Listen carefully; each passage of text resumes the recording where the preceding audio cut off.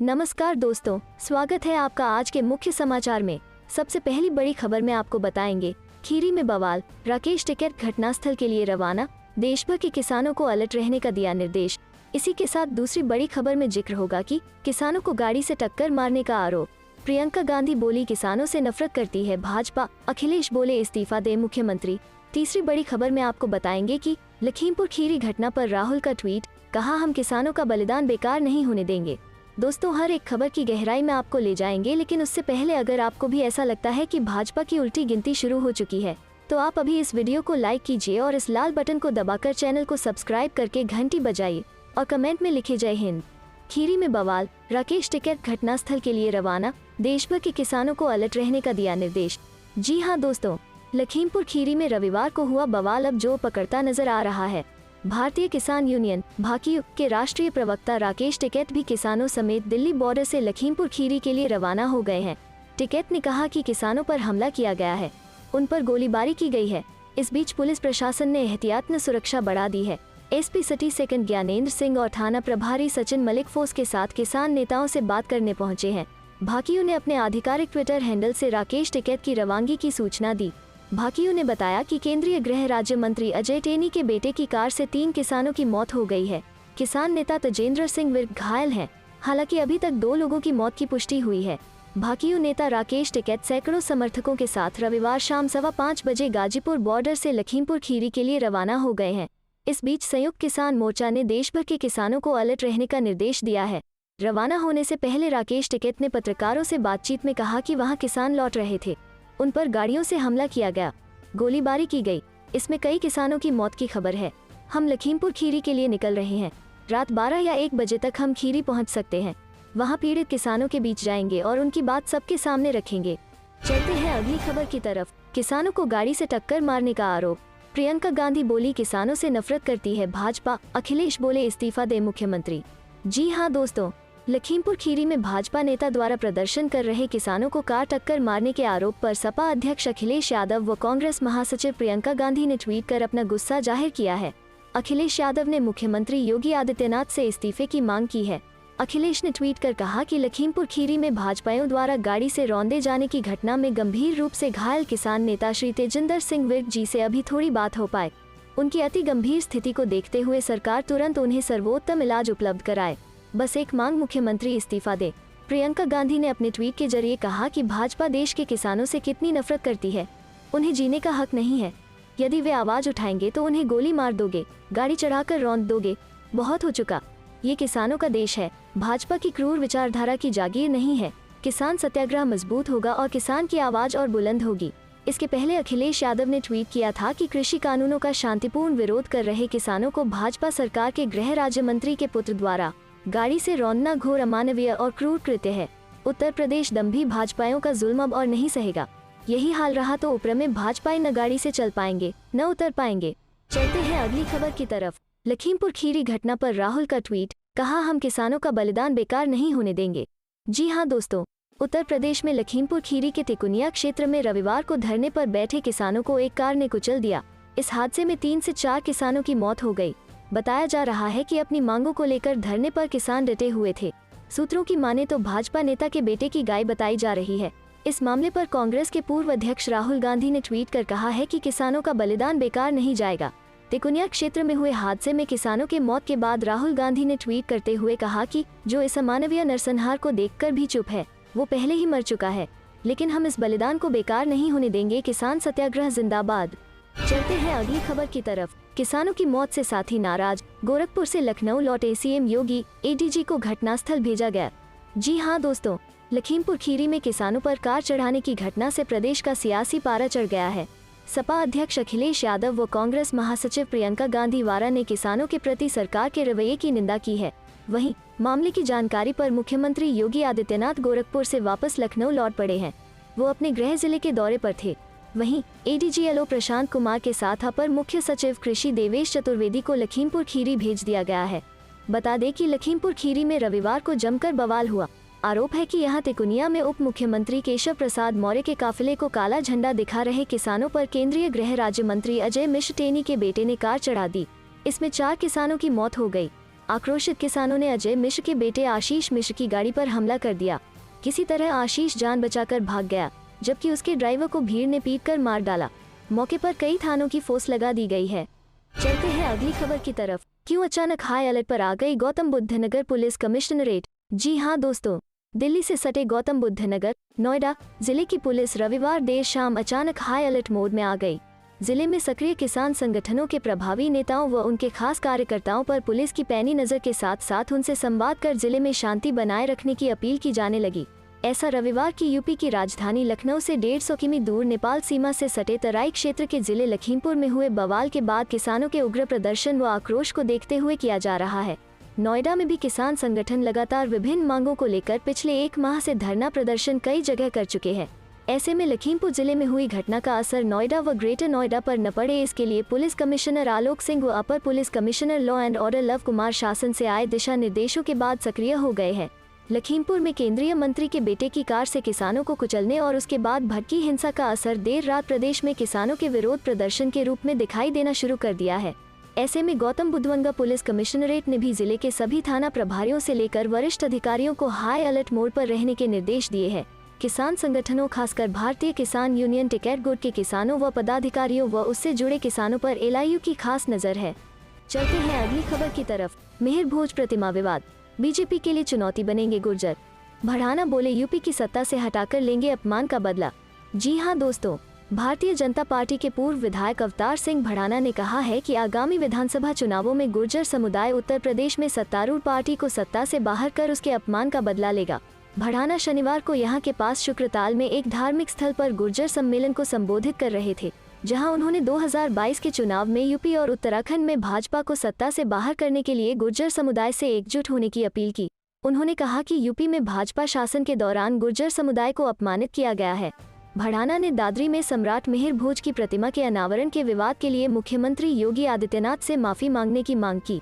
9वीं शताब्दी के राजा मिहिर भोज की विरासत को लेकर पिछले सप्ताह राजपूत और गुर्जर समुदायों के बीच एक विवाद छिड़ गया था, जब दादरी के एक कॉलेज में मुख्यमंत्री द्वारा उनकी प्रतिमा का अनावरण किया गया था। चलते हैं अगली खबर की तरफ। 20 प्रदेशों के 2000 किसान पीएम के संसदीय क्षेत्र बनारस के लिए निकले, कहा अन्याय के खिलाफ उठाएंगे आवाज।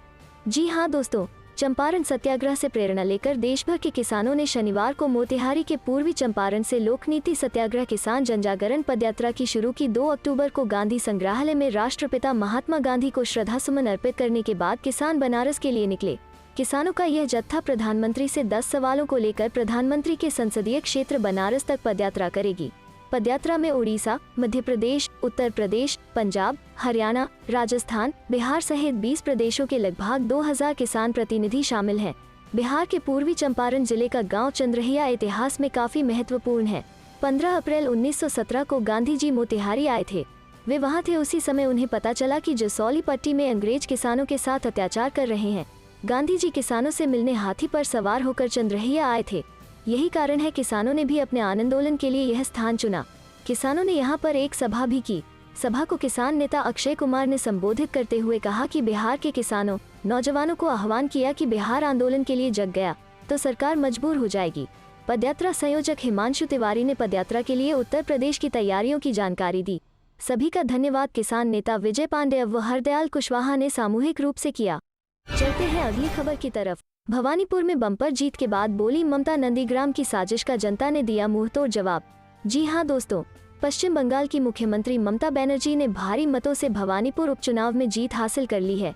उन्होंने बीजेपी की उम्मीदवार प्रियंका टिब्रेवाल को 58,000 से ज्यादा वोटों से हरा दिया है। ममता बनर्जी की जीत के बाद टीएमसी कार्यकर्ता जश्न मना रहे हैं। उपचुनाव में बड़ी जीत के बाद ममता बनर्जी ने कहा कि केंद्र ने साजिश करके हमें हटाने का बंदोबस्त किया था, लेकिन जनता ने हमें जीत दिला दी। हमें पांव में चोट दी ताकि हम चुनाव नहीं लड़ पाएं। ममता ने कहा कि नंदीग्राम में रची गई साजिश का भवानीपुर के लोगों ने मुंहतोड़ जवाब दिया है। मेरे चुनाव का मामला कोर्ट में है, इसलिए मेरा बोलना उचित नहीं है, लेकिन चुनाव आयोग ने 6 महीने के अंदर उपचुनाव कराया। चलते हैं अगली खबर की तरफ। कांग्रेस ने की सीएम मनोहर को निशाने पर लेने की कोशिश, सुरजेवाला बोले गुरु मंत्र कभी कामयाब नहीं होगा। जी हां दोस्तों, हरियाणा कांग्रेस जहां आए दिन किसान आंदोलन व अन्य कई तरह के मुद्दे उठाकर प्रदेश के मुख्यमंत्री मनोहर लाल खट्टर को निशाने पर लेती रही है, वहीं आज फिर एक बार कांग्रेस के राष्ट्रीय प्रवक्ता रणदीप सिंह सुरजेवाला ने सीएम मनोहर पर निशाना साधा है। सुरजेवाला ने ट्विटर पर एक वीडियो साझा करते हुए लिखा, मां खट्टर जी, भाजपा समर्थक लोगों को आंदोलनकारी किसानों पर लट्ठों से हमला करने, जेल जाने और वहां से नेता बनकर निकलने का आपका ये गुरु मंत्र कभी कामयाब नहीं होगा।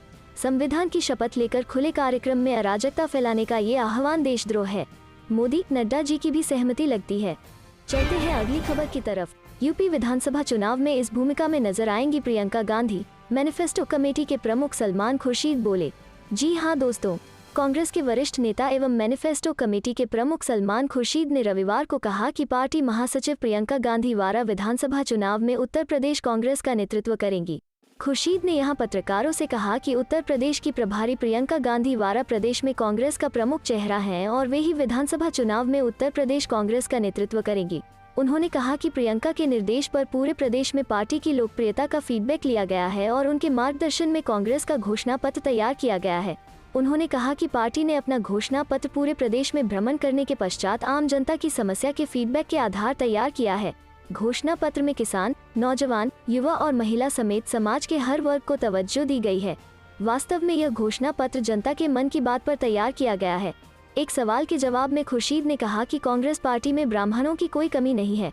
पार्टी के पास प्रमोद तिवारी और राजेश मिश्रा जैसे अनेक बड़े ब्राह्मण चेहरे हैं। उन्होंने दावा किया कि प्रदेश भर का ब्राह्मण समाज कांग्रेस पार्टी के साथ में खड़ा है। संवाददाता सम्मेलन में सांसद पीएल पूनिया और मीडिया विभाग के हेड नसीमुद्दीन सिद्दीकी भी मौजूद रहे। मेहर भोज प्रतिमा विवाद, गुर्जर स्वाभिमान समिति की बैठक में 5 प्रस्ताव पास, यूपी सरकार के माफी मांगने तक जारी रहेगा आंदोलन। जी हां दोस्तों, ग्रेटर नोएडा के दादरी में सम्राट मेहर भोज की प्रतिमा पर गुर्जर शब्द को लेकर शुरू हुआ विवाद अभी थमने का नाम नहीं ले रहा है। सम्राट मेहर भोज की प्रतिमा पर लगे शिलापट से गुर्जर शब्द हटाने के विरोध में शनिवार को परी चौक स्थित गुर्जर शोध संस्थान में राष्ट्रीय गुर्जर स्वाभिमान समिति की बैठक हुई। बैठक में गुर्जर समाज का स्वाभिमान बचाने के लिए एकजुट होने का आह्वान किया गया।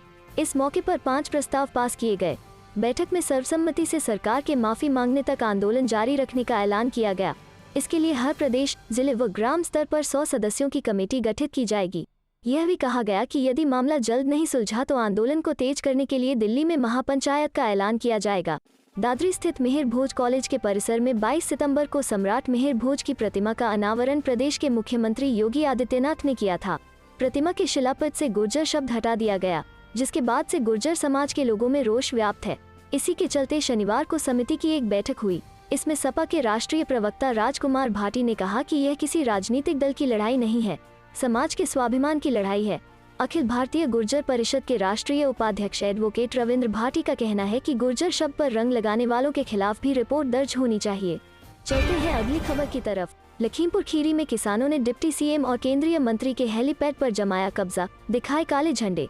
जी हां दोस्तों, कृषि कानून के खिलाफ आंदोलन कर रहे किसानों ने लखीमपुर खीरी में रविवार को उस हेलीपैड पर कब्जा जमा लिया जहां थोड़ी देर बाद डिप्टी सीएम केशव मौर्य और केंद्रीय राज्य मंत्री अजय मिश्र टेनी का हेलीकॉप्टर उतरने वाला था। किसानों के इस विरोध के चलते प्रशासनिक अधिकारियों के हाथ पांव फूल गए। उन्होंने किसानों को मनाना शुरू कर दिया, लेकिन मिली जानकारी के अनुसार किसान अभी तक मौके पर ही जमे हैं।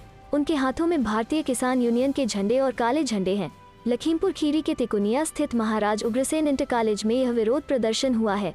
कृषि कानूनों का विरोध कर रहे किसानों ने यहां बने हेलीपैड पर कब्जा जमा लिया। पिछले 26 सितंबर को भी किसानों ने लखीमपुर खीरी में केंद्रीय राज्य मंत्री अजय मिश्रा को काले झंडे दिखाए थे। केंद्रीय मंत्री वहां एक जनसभा को संबोधित करने जा रहे थे। जनसभा में उन्होंने खुद के विरोध को गलत ठहराते हुए कहा था कि किसानों के अगुआ प्रधानमंत्री मोदी का सामना नहीं कर पा रहे हैं। आंदोलन को 10 महीने हो चुके हैं। केंद्रीय मंत्री ने काले झंडे दिखाने वालों को सख्त चेतावनी दी थी। उन्होंने कहा था कि कृषि कानून को लेकर सिर्फ 10-15 लोग शोर मचा रहे हैं। अगर कानून इतना गलत है तो अब तक पूरे देश में आंदोलन शुरू हो जाना चाहिए था। चलते हैं अगली खबर की तरफ। पीएम मोदी और गडकरी के बीच मतभेदों पर क्यों नहीं होती बात, पंजाब में रार पर बोले कन्हैया कुमार। जी हां दोस्तों, हाल ही में लेफ्ट से सेंटर में आए कांग्रेस नेता कन्हैया कुमार ने कहा है कि केवल यही पार्टी भारतीय जनता पार्टी से लड़ सकती है। राहुल गांधी की मौजूदगी मंगलवार को कांग्रेस का हाथ थामने वाले जेएनयू स्टूडेंट यूनियन के पूर्व अध्यक्ष ने पंजाब में पार्टी की कलह पर भी अपनी बात रखी और बीजेपी का उदाहरण देकर पूछा कि पीएम मोदी और सड़क परिवहन मंत्री नितिन गडकरी के बीच मतभेदों पर बात क्यों नहीं होती है। इंडिया टुडे की एक रिपोर्ट के मुताबिक कन्हैया ने कहा, कांग्रेस चांद की तरह है, कई बार यह बढ़ता हुआ प्रतीत होता है, लेकिन यह होता नहीं। फिर भी बीजेपी से लड़ने के लिए यह एकमात्र विकल्प है। पंजाब कांग्रेस में झगड़े और G23 नेताओं के असंतोष पर युवा नेता ने कहा, परिवार में हमेशा कुछ मुद्दे और शिकायतें होंगी। लेकिन यदि एक तरफ बीजेपी है तो दूसरी तरफ केवल कांग्रेस है। क्यों पीएम मोदी और नितिन गडकरी के बीच मतभेदों को नजरअंदाज किया जाता है? 2024 लोकसभा चुनाव में विपक्ष के चेहरे को लेकर कन्हैया ने कहा, लोग तय करेंगे कि पीएम मोदी के विरोध में वो ममता बनर्जी को अपना नेता चाहते हैं या राहुल गांधी को। कांग्रेस की सदस्यता लेते समय कन्हैया कुमार ने कहा था कि सबसे पुरानी पार्टी को बचाए बिना देश को नहीं बचाया जा सकता है। कन्हैया ने कांग्रेस को सबसे पुरानी पार्टी के अलावा इसे सबसे अधिक लोकतांत्रिक भी बताया था। चलते हैं अगली खबर की तरफ। अखिलेश बोले जनता बनाएगी भाजपा का कार्टून। बीच में पत्रकार ने पूछा सवाल तो बोले गांधी जयंती की बधाई। जी हाँ दोस्तों, भाजपा के कार्टून पॉलिटिक्स पर निशाना साधते हुए सपा प्रमुख अखिलेश यादव ने कहा कि जनता जल्द ही बीजेपी का कार्टून बनाएगी। सपा प्रमुख ने गांधी जयंती के अवसर पर एक कार्यक्रम में पत्रकारों से बात करते हुए ये बातें कहीं। इसी दौरान जब पत्रकारों ने होने वाले विधानसभा चुनाव से संबंधित सवाल किया तो अखिलेश गांधी जयंती को याद कर चलते बने।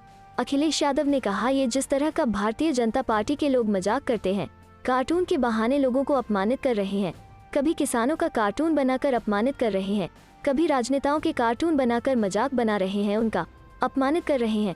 एक दिन बहुत जल्द वो दिन आने वाला है कि इनका भी कोई ना कोई कार्टून बनाएगा और जनता इनका कार्टून बनाने के लिए तैयार है।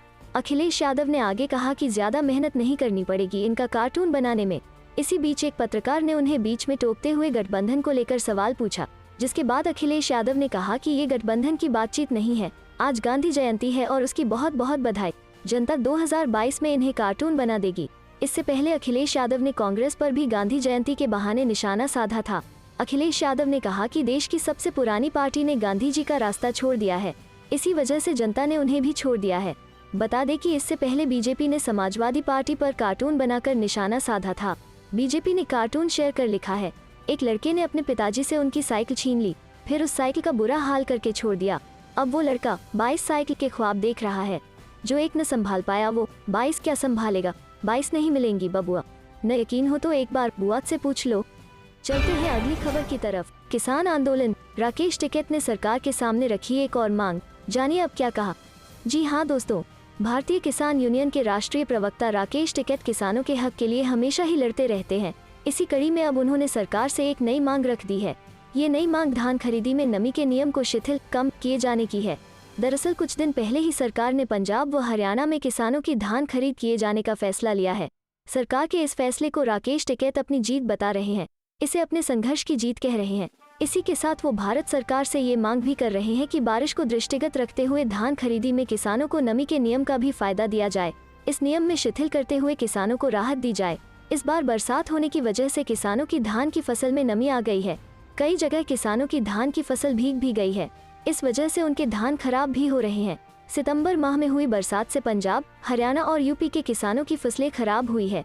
कई जगहों पर धान कटकर रख दिए गए थे, खुले में रखे होने की वजह से वो बरसात में भीग गए, मगर अब तक फिर से सूख नहीं पाए हैं।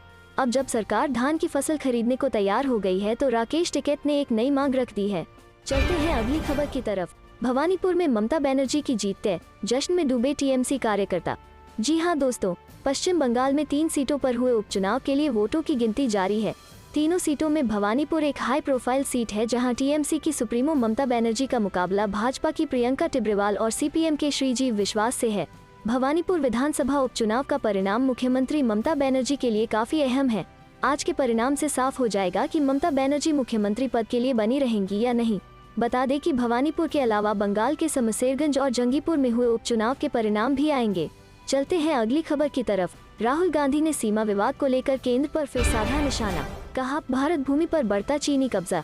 जी हाँ दोस्तों, कांग्रेस के पूर्व अध्यक्ष और सांसद राहुल गांधी ने चीन के मुद्दे पर एक बार फिर पीएम मोदी पर निशाना साधा है। राहुल गांधी ने ट्वीट करते हुए लिखा, चीन पाकिस्तान जोड़ मिस्टर 56, भारत भूमि पर बढ़ता चीनी कब्जा। दरअसल चीन के साथ भारत के रिश्तों को लेकर राहुल गांधी पहले भी कई बार पीएम पर निशाना साध चुके हैं। हाल ही में उन्होंने इशारों में प्रधानमंत्री नरेंद्र मोदी पर निशाना साधा था। उन्होंने एक वीडियो शेयर किया है जिसमें भारत चीन सीमा विवाद से जुड़ी कुछ खबरों की झलकियां नजर आ रही हैं। इन खबरों को जरिए राहुल ने पीएम पर हमला बोला है।